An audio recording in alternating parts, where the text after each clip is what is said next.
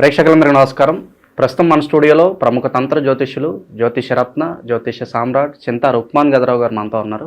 గురువుగారితో మాట్లాడేద్దాం. నమస్కారం గురుగారు. మాతృదేవోభవ, పితృదేవోభవ, ఆచార్య దేవోభవ. గురుగారు, జూన్ మాసంలో కన్యా రాశి వారి పరిస్థితి ఏ విధంగా ఉండబోతుంది? అన్ని విధాలుగా ఎలాంటి జాగ్రత్తలు, పరిహారాలు ఈ జూన్ మాసంలో కన్యా రాశి వాళ్ళు తీసుకోవాలి? కన్యారాశి వాళ్ళు, కన్యా అంటే పరిపక్వతకు అపరిపక్వతకు మధ్యలో ఉన్నదని అర్థం. అంటే ఒక పెళ్లిడికి వచ్చినటువంటి అమ్మాయి అని అర్థం. వీళ్ళు చాలా సున్నితమైన వాళ్ళు, చాలా పౌరుషమైన వాళ్ళు. ఒక మాట అంటే వీళ్ళు ఒప్పుకోరు. నేను ఏ తప్పు చేయలేదు, నాదే తప్పు లేదు, నన్ను ఏంటికి అంటారు అని చాలా మొండిగా వెంటనే ఎక్కువ ఏడ్ చేస్తారు. కాబట్టి వీళ్ళని పొగిడితే ఎక్కువ సంబరపడిపోతారు.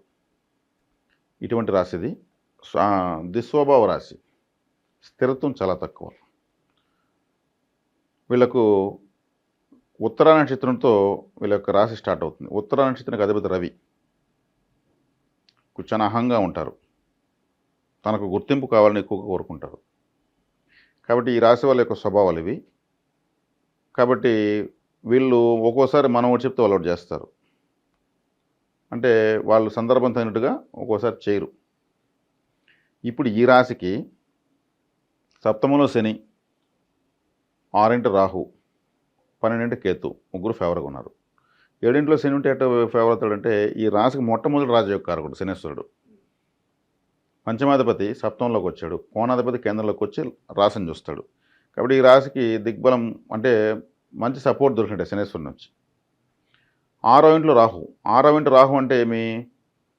పాపగ్రహాలు 3, 6, 11 స్థానాలు యోగిస్తాయి. ఇక్కడ 6వ ఇంట్లోకి శని రాహు వచ్చాడు కాబట్టి 18 సంవత్సరాల తర్వాత రాహు విశేష రాజయోగ కారకుడే. 12 కేతు ఎలా ఫేవరు? వ్యయం కదా అంటే కేతు మోక్షకారకుడు. మోక్షకారకుడు మోక్షస్థానంలో ఉన్నాడు. అక్కడ ఇంకేమైంది? భక్తి జ్ఞాన వైరాగ్యాలకు ఇంకా యొక్క బలం పెరిగింది.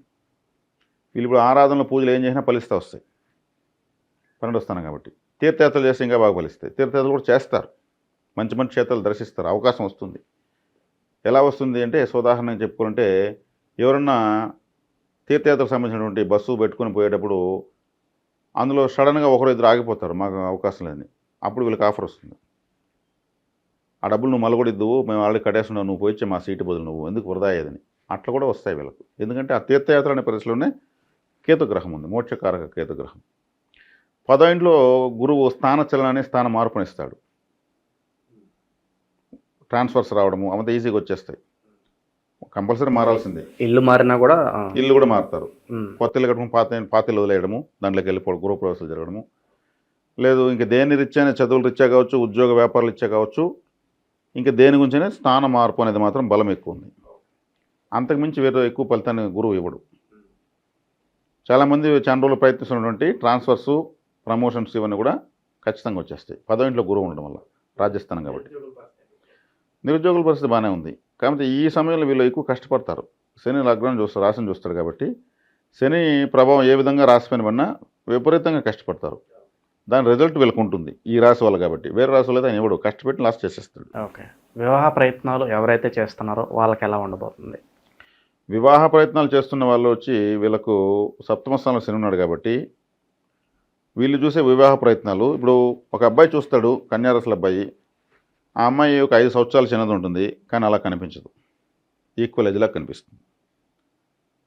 లేదంటే తనకన్నా పెద్దలా కనిపిస్తుంది, వయసు తక్కువే. అంటే శని జీవిత భాగస్వామి అనేటువంటి 7వ స్థానంలో ఉండడం వల్ల తనకు వచ్చే జీవిత భాగస్వామి చూసేవాళ్ళు చూడడానికి ఈక్వల్ ఏజ్లా కనిపించడము. దూరం నుంచి చూస్తే దూరం నిలబెడితే అమ్మాయికి సెట్ కాదేమో ఒక భావన వస్తుంది. అమ్మాయి హైట్గా ఉన్నట్టు కనిపించడము, దగ్గర తీసుకొస్తే అమ్మాయి తగ్గినట్టు కనిపిస్తుంది, దూరంగా పోతే అమ్మాయి పొడవులాగా కనిపిస్తుంది. కొంతమందికి తనకన్నా వయసులో పెద్దవాళ్ళు, అంటే 1 నెల 2 రోజులు 6 నెలలు పెద్దవాళ్ళు కూడా సెట్ అవుతారు. జాతకాలు కలిసిపోతాయి. ఆ అబ్బాయికి అమ్మాయికి అభ్యంతరం ఉండదు. పెద్దవాళ్ళు అమ్మాయి పెద్దదైపోయింది వయసులో ఇబ్బంది పడుతుంది. ఎందుకంటే శనేశ్వరుడు వృద్ధగ్రహము. వృద్ధగ్రహం ఏమనుకున్నాడు? జీవిత భాగస్వామి ప్లేస్లో ఉన్నాడు. ఆయన వృద్ధగ్రహం అంటే పెళ్ళికలు ఎలా ఉంటుంది? కొంచెం మెచ్యూర్డ్. అందుకు అమ్మాయి అటువంటి సంబంధాలు వస్తాయి. మరి సుకుమారంగా, నాణ్యంగా, లావణ్యంగా ఉండాలన్న సంబంధం కావాలనుకుంటే అట్లా అనుకుంటే వాయిదాలు పెట్టుకోవచ్చు. కాస్త టైం వెళ్తే పడుతుంది. ఓకే. లేదు అమ్మాయి చదువు సరిపోయింది, అమ్మాయికి ఇబ్బంది లేదు, నేనే అమ్మాయి కన్నా సంవత్సరం చిన్న 1-2 సంవత్సరాలు పెద్ద తేడా ఏం లేదు. కొంతమంది సెలబ్రిటీస్ని చూపిస్తారు, 4 సంవత్సరాలు చిన్నడు పలానాయన ఏమవుతుంది అని సెలబ్రేషన్ చూపిస్తారు. అట్లా అడ్జస్ట్ చేసుకుంటే చేసుకోవచ్చు, బాగానే ఉంటుంది. ఈ డిఫరెన్స్లు ఉన్నా కానీ చేసుకుంటే, వివాహం చేసుకుంటే బాగానే ఉంటుంది, దానికేమి ఇబ్బంది లేదు. ఓకే. వ్యాపారస్తులకి ఏమైనా సూచన ఉందా గురుగారు? అన్న వ్యాపారస్తులకు వాళ్ళు చెప్తున్న స్థాన మార్పు అన్నాను కదా, కొత్త వ్యాపారాలు ఇచ్చే వీళ్ళు కొత్త కొత్త సరుకుల కోసం కొత్త కొత్త ప్రాంతాలకు వెళ్తే బాగానే కలిసి వస్తుంది. గురువు మార్పులు చేస్తాడు, చక్కగా చేసుకోవచ్చు. అధిక పెట్టుబడులు పెట్టకుండా వాళ్ళకి తగ్గట్టుగా పెట్టుకుంటేనే బాగుంటుంది అంటారు. తక్కువ పెట్టకూడదు, ఎక్కువ పెట్టకూడదు. ఇది నేరుగా 7లో శని ఉన్నాడు. శనేశ్వరుడు ఎక్కువకి కారణం కాదు, ఆయన తక్కువకి కారణం. పిసినార్తనం చూపించాలంటే శనేశ్వరుడే. ఆయన అందుకే పిసినారు కాబట్టి సుఫలితాలు ఇవ్వడు.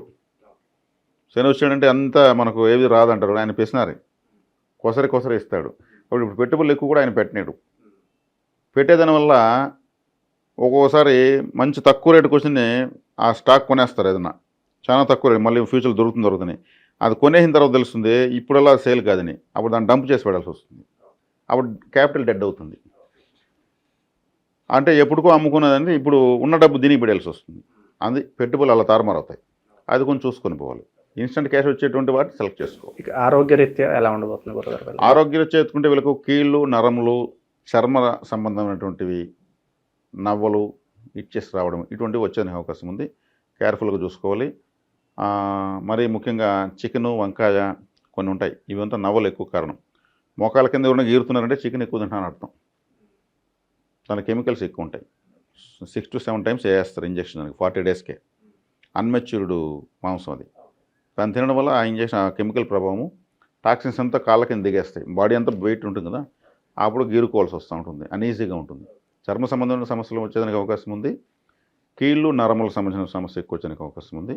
కాస్త మొహకళ తగ్గేదానికి, బ్లాక్ గ్లో. ఎందుకంటే శనేశ్వరుడు డైరెక్ట్ లగ్నం చూస్తున్నాడు. శని నల్లని వాడు కాబట్టి ఇవి ఉన్నాయి. పరస్త్రీ వ్యామోహం కానీ, పరపురుషుడు వ్యామోహం కానీ, వీటి వల్ల వైవాహిక జీవితంలో సాధారణంగా ఈ రోజుల్లో ఎక్కువ ఇబ్బందులు వస్తున్నాయి. ఇలాంటి పరిస్థితులు ఏమన్నా ఈ రాశి వాళ్ళకి కనిపిస్తున్నాయి గురుగారు? అవంతా ఏం లేవండి. ఎందుకంటే శని లగ్నం చూస్తున్నాడు కాబట్టి వీళ్ళకి కాస్త కళ్ళ తగ్గుతాడు కాబట్టి వీళ్ళని చూసి వ్యామోహించాలి ఎవరు ఉండరు. వీళ్ళకి ఎవరినో వ్యామోహించాలని ఉండదు. వీళ్ళకి జనరల్గా ఎత్తుకుంటే కడుపు నొప్పి, అల్సర్సు ఈ టైప్ వచ్చేదానికి అవకాశం ఎక్కువ ఉంటుంది. ఏదో ఒకటి కడుపుకు సంబంధించి పొత్తు కడుపు, లివర్ కార్డు నొప్పి రావడం ఇట్లాంటి ఉంటాయి. వాటిపైన జాగ్రత్తలు తీసుకుని చాలు. శనిగ్రహము లగ్నంలో చూసిన లగ్నంలో ఉన్న దేహకాంతి కాస్త వాడుతుందని చెప్పచ్చు. సో ఇలాంటి సమయంలో విదేశాలు వెళ్ళడం మంచిదని అంటారు గురుగారు? విదేశాలకు బలం ఉందండి. ఎందుకంటే నేను తీర్థయాత్రలు చెప్పాను. తీర్థయాత్రలు చెప్పానంటే దూర ప్రాంతాలకు వెళ్తేనే తీర్థయాత్రలు. మన చుట్టూ అనేది ఉండవు. 6వ ఇంట్లో రాహు ఉన్నాడు, విదేశాలకు సంబంధించిన ప్లానెట్, విదేశీ బలం కూడా ఇస్తాడు. ఇక చివరగా శని రాజకీయ ప్రముఖులకు ఎలా ఉండబోతుంది గురుగారు? సినీ రాజకీయ ప్రముఖులకు సినిమాలంటే శుక్రుడు, రాహు, తర్వాత చంద్రుడు. వీళ్ళకు ద్వితీయాధిపతి శుక్రుడు రాశిలోనే నీచపడతాడు. అదేవిధంగా సప్తమాధిపతి గురువు, ఆయన వచ్చేకాడికి పంచమంలో నీచపడతాడు. ఈ రాశి వాళ్ళకు, కన్యా రాశి, కన్యా లగ్నం వాళ్ళకు ఒక విధంగా గురు, శుక్రుడు న్యూట్రల్ ప్లానెట్స్ అని చెప్పచ్చు. రాహువు, శని, బుధుడు వీళ్ళు ముగ్గురు ఫేవరబుల్ ప్లానెట్స్. రాహు 6వ ఇంట్లో ఉన్నాడు.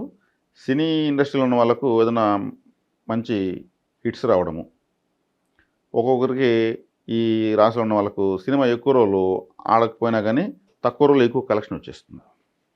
ఇక్కడ కలెక్షన్తోనే హిట్ నిర్ణయిస్తున్న రోజులు ఇవి. ఎక్కువ రోజులు ఆడి తక్కువ కలెక్షన్ వస్తే ప్రయోజనం ఉంది, టైం వేస్ట్ అవుతుంది. కాబట్టి ఎట్లా ఒకట బెనిఫిట్ అయితే వచ్చేస్తుంది. ఇప్పుడు ఎన్ని రోజులు ఆడిందని కాదు, ఎంత కలెక్షన్ వచ్చిందని ఇంపార్టెంట్. కాబట్టి ఆ బెనిఫిట్స్ అయితే వచ్చేస్తాయి. రాహు 6వ ఇంట్లో కాబట్టి సినిమాలకు రాహువే కారకుడు కాబట్టి బెనిఫిట్ ఇచ్చేస్తాడు. కొన్ని స్లోగా వారం తర్వాత పుంజుకునేస్తాయి.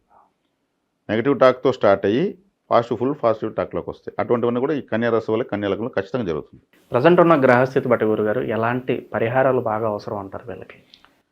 కాలభైరవారాధన, అదేవిధంగా ఎక్కువగా శనేశ్వరుడు లగ్నాన్ని చూస్తున్నాడు కాబట్టి, రాశిని చూస్తున్నాడు కాబట్టి, శనేశ్వరుడు అంటేనే ఇంతకుముందు ఒక వీడియోలో మనం చెప్పుకున్నట్టు చెప్పులు, శుభ్రం చేసిన పరికరాలు, చీపుర్లు, ఫ్లోర్ క్లీనర్సు, టాయిలెట్ క్లీనర్సు, ఈ యాసిడ్సు, ఫినాయిల్స్ ఇటువంటివి ఎక్కువగా డొనేట్ చేయొచ్చు.